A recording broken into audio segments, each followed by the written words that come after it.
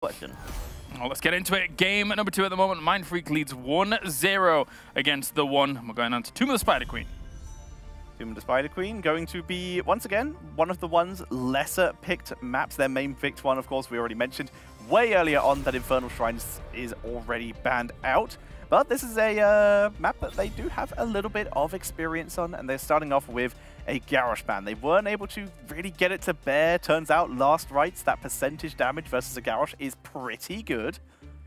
So what's going to be the wild card for TheOne? We've seen an Alarak today already. What's going to be their mix-up for their 5th pick Tetcher? It's a wonderful question. Andre is the, you mentioned wildcard. Andre is the wildcard here. Coming in as a mage player, but bringing out some ranged assassins that he might not be used to, bringing out the Alarak, which we have not seen that much before. He is absolutely the wild card. It's very hard to predict when he's not the usual player in this lineup. He's fit in very well and has played with the team very well. I will give them that. Let's all just go ahead and guess one. You want to do that? Yeah, let's guess. All right, you go first. Just one. One hero that we think pick might show up here for TheOne. Let me grab a hero list quickly. Okay. Look for I think Sylvanas. I think Gall. You are thinking of a Just different Gall. era of China, Trixler. I think just Gall, yeah. Just Gall. Just Gall. Gall. Himself. Yep. What about you, Gilly? Can I say Chromie? Yeah. Even though they've played Chromie before? Say that. If You can say what you like. I think both of these Free world. both of these teams like Chromie, so it's just like I am either. going to go with. Can I pick two in the same vein? No, Tetcher. Yeah, you Can't pick Cho and Gall. No, I'm gonna say Nazebo or Kel'Thuzad. Okay. Both seem like Andre heroes, and both could fit in here. Nazebo especially for like the bot lane. Okay. So we'll see. All right, well, for now, we get typical things. Genji coming out for TheOne as our first pick, and then Malfurion and Tracer for Mindfreak. Already potentially ruining any of my choices as Tracer can just walk up and murder them. But Mindfreak, they are starting very standard here. They can draft a little bit of wave clear, and they're going to have a pretty solid draft overall. TheOne, though, they had the advantage to steal away a bit of that wave clear. If they're happy to perhaps try and bring out the Blaze, they could put some pressure on that bot lane, or even the Sonya or the Malthael themselves. Get a Hugo on one of his top heroes. What do we think about Johanna here? Good, always. At this point, especially with Garrosh already banned, it sort of moves down to Johanna and Muradin as the main tanks, and then ETC slips in and out depending on what comp you have. We're going to get Varian, actually, and Malthael. Varian not having a very fun time so far this tournament. The theme continues. Well, I know my prediction. Purely based on hero win rates alone, when you look at Varian versus Tracer. See at the bottom of your screen, 25%, and almost all of these games have been China or other some of the other regions trying to pick Varian as that old-fashioned Tracer counter, and it, well, not working, if we had to describe it.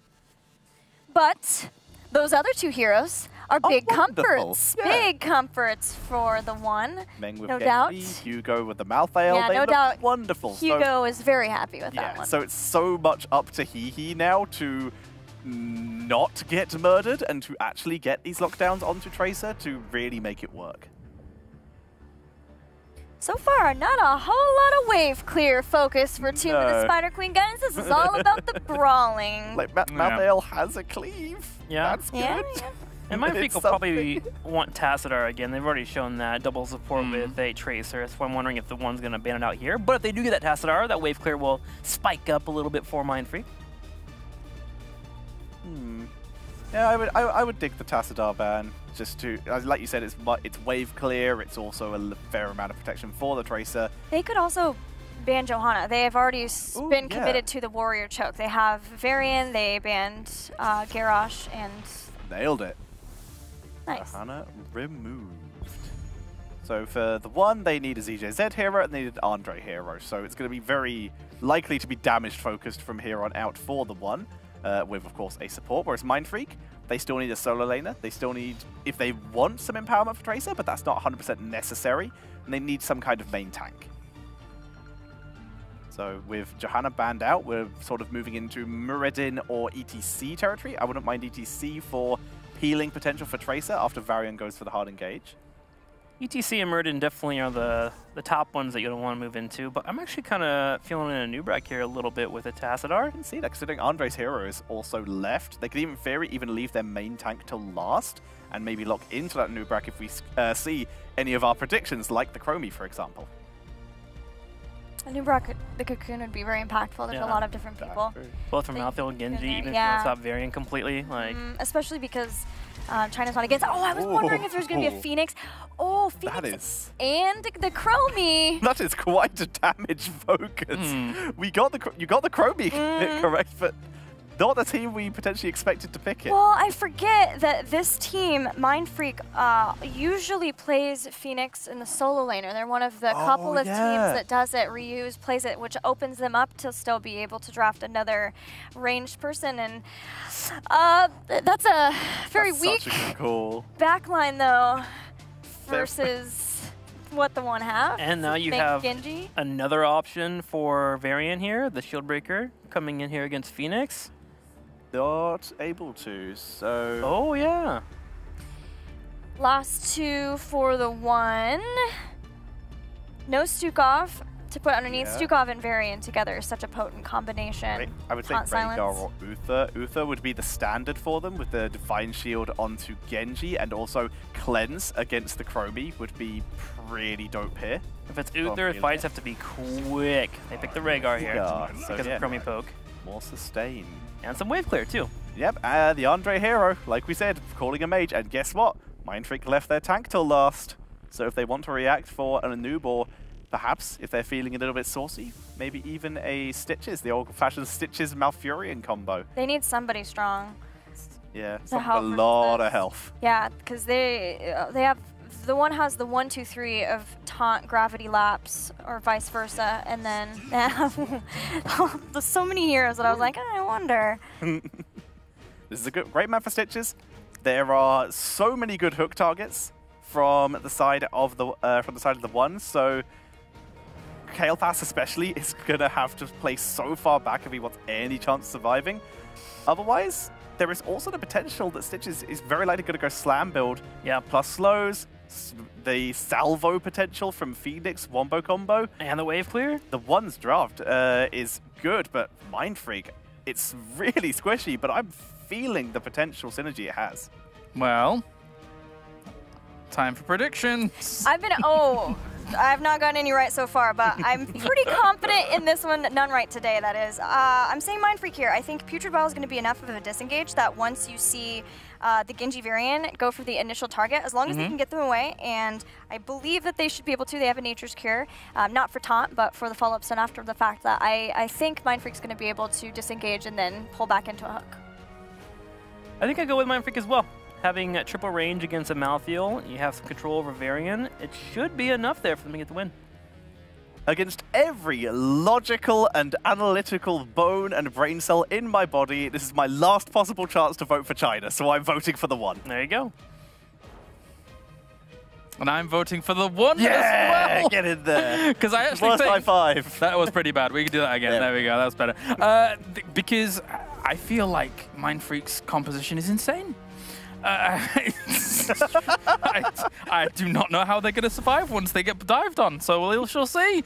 36-64 on this side. I love you, Mindfreak, but this is mental.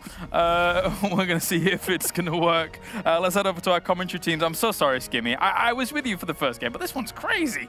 It's like the Ginger connection's just been broken. The bond is shattered. We're going to have a word outside after this. Sorry, mate. Sorry. How are you doing, Dread? This is an ANZ special. I'm doing good. I mean, you know, the draft got a little bit wild. I'm scared for the Varian, as always, but, you know, we got another Kael'thas, and that makes me happy. All right. Well, thanks very much, guys. Take it away. Well, we go. Game number 2 with Mindfreak finally getting the win on the board so they can tie things up in this group with both of these teams at 1 win apiece. Dreadnought's confused.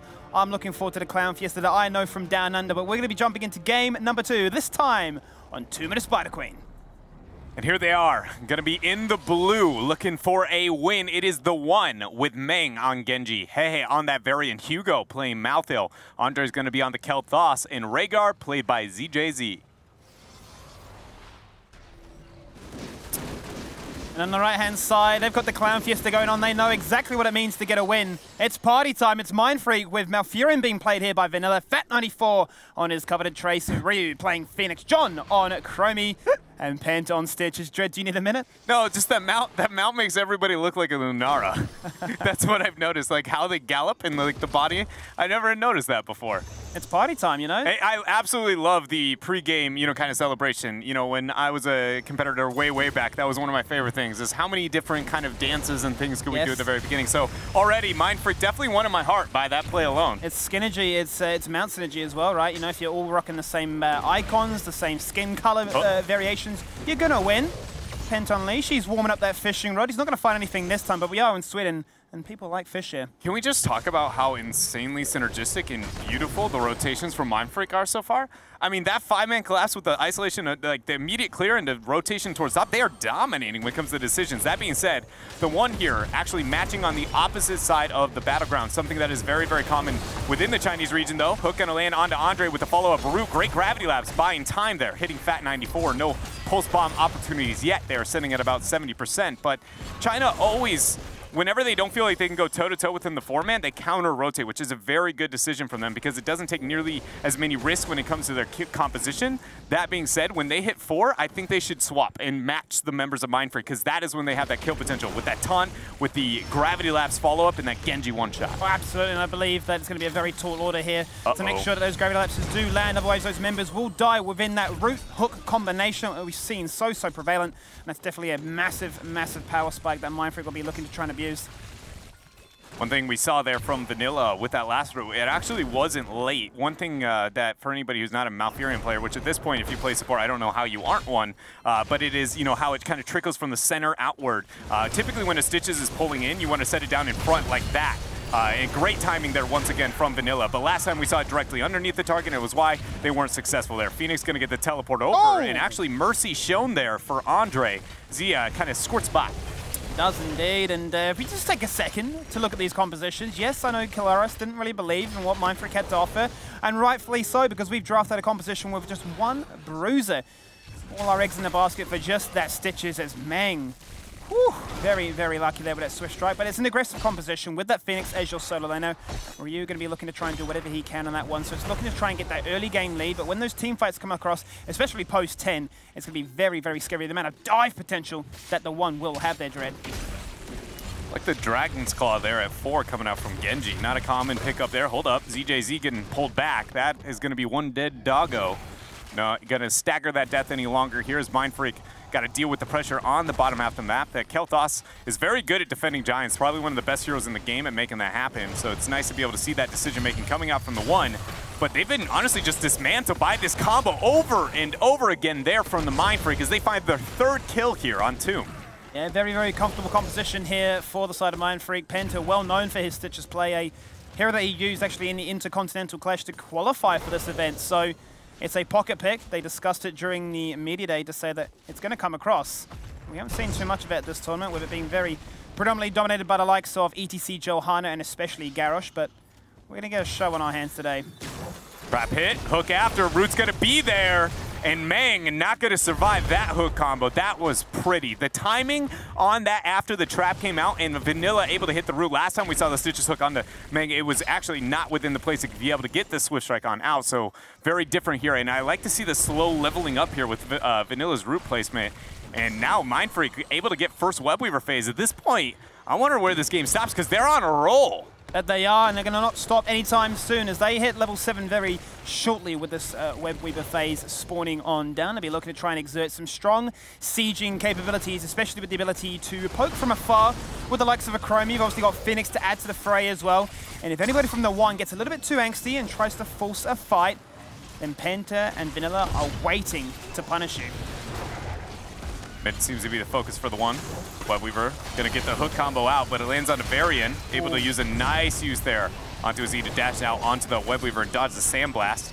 That being said, macro pressure on bottom and top is still something TheOne has got to be concerned about, as they're losing front walls everywhere. Look at that Fat, not even worried. They're being very aggressive, forcing the zone out. Minimum of a tap or back now, demanded out of Hugo. Normally you go, that's not a kill, that's not worth that much. But when you already have the Webweaver sieging everywhere on the map, that's a very big win for Mindfreak. Absolutely, you got to think of the other sort of extremities that actually brings to the table in terms of macro pressure. Now you got to start finding Mindfreak in a healthy level lead, going into what could then be a quick level 10 for them to start wind it back. Temporal loop into a route back where you started, and a double kill as I predict the future, just like Chromie. Yeah, she ended up going down, though, with the response out of that Dragon Claw usage there from Meng. And a 1-for-1 there. That was honestly one of the coolest kills I'd ever seen with the Stitches Malfurion combo with the temporal loop. It was like, we'll hook you over here. Do we kill you here, or we'll just bring it back? Do you want to die here?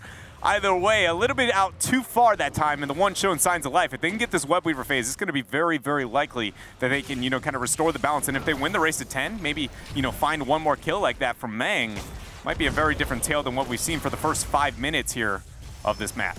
Hey has Taunt available, but he's getting poked from afar right now, waiting for the rest of his team to respond on through. Meng supporting Hugo, getting dropped on low as the Pulse Bomb connects, but without the Quantum Spike boost at level 10, it's not going to seal the deal. It is going to force him to back away as they now turn their attention on towards Varian, and that's a gem loss count that ZJZ is going to look to try and pick up, because they are desperate to try and get some kind of momentum themselves with their own Webweaver phase. Andre questioning whether or not maybe he wanted to make a rotation throughout. He did get the pressure on the top half of the map, but not worth comparative to what Mindfreak was able to pick up on that bottom half. With that, they're going to get the turn-in here on that top turn-in opportunity, and it looks like we got another Webweaver phase coming online for Mindfreak right at the 10 spike, and TheOne still a full level down. This is an opportunity for this to suddenly look like a 3-level lead if Mindfreak play this right, and with how well they've been getting kills, it might happen. Good job by Hehe to wear the Sandblast there. Not only are you looking for kills, you're looking to try and get kills onto significant members, specifically that Rhaegar with 22 gems to his name. Otherwise, there has to be the Genji with 14. If you can destroy their gem count, you can destroy their chance of catching back up into this game, Dread. Webweavers are going to back up here on mid. Well, going to be the focus. Still no 10, as we have said. Genji getting the side soak along with the Malthael. Penta looking everywhere he can for a hook opportunity. He's going to find one on Hugo. Dismount from the turret's going to be enough to create enough distance there to allow him to escape. And the siege still continues here. At least TheOne now has their heroic, so expect some form of a response. But bottom Webweaver has been untouched nearly, other than the Genji, who's doing his best to try and make something happen down there. But that has spent a lot of time, of a lot of resources down there now. And it's just one of those situations where, TheOne now wants to get that initiation so they can hopefully turn the tide, but the macro and lack of wave clear is really setting them back. And it is, as they are getting hungry and hungry. Find something of their own. Ooh, the slight misplay there as the time trap gets activated, as the hook this time isn't as clean as we've seen otherwise during this game. But TheOne with 1 kill to the name so far, looking to try and set something up. The synergy between both the Gravity Lapse and the Taunt that time, not as desirable as the one we're looking for, but this time the response and retaliation from Mindfreak is there as the Pulse Bomb connects after. Salvo. And that is just going to be the combination that just does so much damage. 1 and 2 looking for the triple kill. Temporal loop for good measure. It's not even needed. And that's gems dropped across the board. Only Meng now remains with 14. That's 19 in total. And they have obviously got Webweavers themselves pushing for it. But with members down, this is not nearly anywhere near as effective. How many times do you get Webweavers and you lose a fort? Because the answer is not very often here. With Mindfreak able to get that victory right as the Webweaver phase was coming online for TheOne, it essentially means that 50 gems are down the drain now for TheOne. They, as you said, they do have a couple kind of to claim for their own once we get out of this, but it is going to be about 50% of the next Webweaver phase. When we look at the member of Mindfreak, though, it's a different tale. About, a little bit past that. Look at that pulse bomb combo. The Ancestral does end up landing there. Now, with that Ancestral used, they want to force that fight because we saw that, Kel'Thas would have survived either way. So now this is where TheOne wants to go. No Ancestral, let's see if we can force. And what's really interesting about that one there, Dread, is actually as that Pulse Bomb was landing, the Arcane Barrier quest only then was completed. He couldn't even proc that himself to survive. So low. The Ancestral timing wasn't going to be there, but he survives on 10% health, and it connects to re-establish his life. As you can see, Meng now waiting on the wings. He gets hooked mid-animation. But what does this mean? They try and blow up Fat 94. The recall is there to dodge out that Gravity Lapse. That is huge. Now the counter momentum as Mindfreak look to find that kill. That's going to be the parry, blocking a lot of that damage go across as they do get the Sandblast onto one. The hook into a second. Hugo going to fall victim to another disaster as the Aussies come through for day number 5. Very well done there from Mindfreak. The Sandblast hanging the wrists out from John to make sure that they end up getting that kill. And 50 gems to their name as it currently stands. It's only one minion wave necessary in order to pick up that Webweaver phase, and now they've got the boss, so this is going to be a major spike. This is an interesting moment for Mindfreak that they have to decide how big of an interest do they have with sieging into what is not going to be a 13 talent tier, because we should see the one be able to pick that up in that time frame. Is this worth is the boss the sieging tool, or is the Webweaver phase? I would argue Webweavers are going to gain more value in this type of circumstance, but we'll see what the Mindfreak ends up doing here. And also keep in mind, the one actually sacrificed all soak throughout mid. Kel'Thas typically be the one you'd expect to be getting that siege. So because of that, 13 is going to be a little bit farther out than the one maybe would like here as that boss moves up. Well, Dread, it depends really on Mindfreak's shot calling, because the one have definitely responded in the bottom lane with some sieging giants. And I respect this from them because their siege isn't going to be the strongest, especially when you know that the one have level 13 looming. They want to try and get that clean 2-0. They want to try and at least get one victory in a series on the board to go home proud. And they're just going to try and keep complete control of these hand-ins. As 24 gems are still available for the one, which would allow them to once again push on through with their own respective Webweaver phase. But 9 will complete the circle, and that's what Ryu's doing right now. Taunt goes out onto Vanilla though, forcing out the Tranquility. Dragon Blade, or Dragon Claw ends up getting used. Meng, X-Strike trying to buy a bit of time, but look at that splash damage out from Ryu on that last auto attack there on that Photon Cannon. So much damage. Great job by John predicting there where we saw Hehe kind of walk into. But either way, Webweavers are descending 16 talent tier just around the corner for Mindfreak, and they take this march up towards this top keep. Very, very likely this is their keep. Those kills now have some significant ramifications for the one. Yes, those sieging giants in the bot lane did try to stall things out for them, but now that those red Webweavers have spawned, they're going to push on through the bot lane and negate a lot of what can be achieved as the mid-animation cast gets interrupted by the time trap, and Varian is the first casualty amongst all of this. Penta hungry to try and chase on through, and bear in mind, level 16 has been acquired by him. He can now do slows with his slam, and that just infinitely boosts the damage that Ryu can achieve with his plasma cutter right now. And this feels like, you know, what we have known out of like Nomi and such out of the past here, with the amount of synergy that we see displayed here by Mindfreak. Sitting here just going like, I can't help but feel like I wanted this a couple of days ago, because right now they are just absolutely destroying, moving as a 5-man unit. And I think that's the one thing that stands out more than any level of play from Mindfreak, is how cohesive they have been, not only with the individual skills, but the transitions. That is, it feels like it's night and day. I mean, these are back-to-back their comfort maps. And I feel like a big factor for a team like this is just a mentality shift of, we are versing a team that we think we can beat, as opposed to a team that we're like, we have no chance against. And yes, it's very depressing to watch, especially as an ANZ caster myself, and knowing how strong they are back home. But this is a showcase on the world stage as to what Mindfreak are and why they have such an impressive track record. Siege up here still with the 16 and the Knight, but the Night Camp's got to be dealt with. Temporal Loop ends up bringing it back there. Good cleanse usage from ZJZ. Meng questioning if he wants to move up. Protect one already dropped by Hehe. Ancestral Force, Penta walking back here, question if he wants to maybe throw out a hook here. But he's probably got it on cooldown, not going to toss it out. 25 gems in the hands of the one. It's just enough, or barely enough, to be able to kind of round them over a Webweaver if they want to force that turn in. But even if they get it, without the 16s, they aren't going to be able to siege, and it's essentially another Webweaver phase kind of wasted. Granted, you could argue it's not necessarily wasted based on the fact that it helps you catch up, but your win conditions disappear very, very fast when you don't gain value out of your gems. Oh, 100% agree with you there, Dread. I mean, it's a stalling tactic to try and band the gap between them and hitting level 16, but it's not desirable in a situation of, well, if you do suddenly go crazy and manage to find that one pick, when you're in with a chance to try and claim this game back, you don't have that ability then to push that agenda any further forward. Now, Mindfreak with that keep in the top lane, we're looking to try and keep that one consistently pushed up against it, as the one are forced to turtle up here for the most part, as the next advancement from Mindfreak is to push on through, finish what they started off on this mid-keep. Good, we see them start the siege. The one without the 16, you know they want to try and force a fight, but they're unable to do so. Cleanse already dropped there onto Hugo. Salvo spreading damage across the board here onto the one. Slowly but surely trickling away. Mindfreak will be able to pick this up. Meng doing his best to get Silk in the bottom lane to get the 16 talent here. Temporal loop. Hey, not even walking around, not wasting any time to follow up route. ZJZ actually is going to get pulled back in. Fat's going to try and track it down, but that taunt coming up from Hey actually pulls him away there. Tranquility drops, but Hugo out too far. He's going to be the first kill. Look at that. John making it rain finds a second. Can Meng get the reset city? X-Strike drops. And it doesn't look like he will.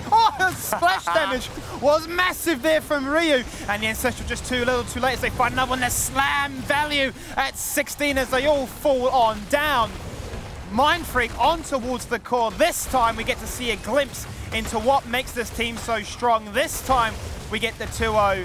And this time ANZ are back on the board. I mean, this performance from Mindfreak makes me go, are we sure we don't have another day at group stage? Because I really want to see what this does to this team's confidence level going up against, again, some of those kind of more, you know, intimidating names we have here at this tournament, because that was just ruthless. TheOne has been struggling here at the tournament, but so has Mindfreak. It just can't help but feel like a switch flip there for Mindfreak, because it wasn't just, you know, yes, there are a little bit of unique compositions, but again, those rotations are very different than what we had seen for the first 4 days. I mean, it just showcases what that mentality switch can really do for a team, especially when you value yourself up here and another team down there, and they say, look, we're going to bring all of our eggs into this one matchup. We're at least going to walk away on that big flight home with a win, with a smile, and we're going to do what we can. But I'm sure the analyst desk have a lot to do, as well as contemplating, like Kalaris, if they should have actually started with ANZ.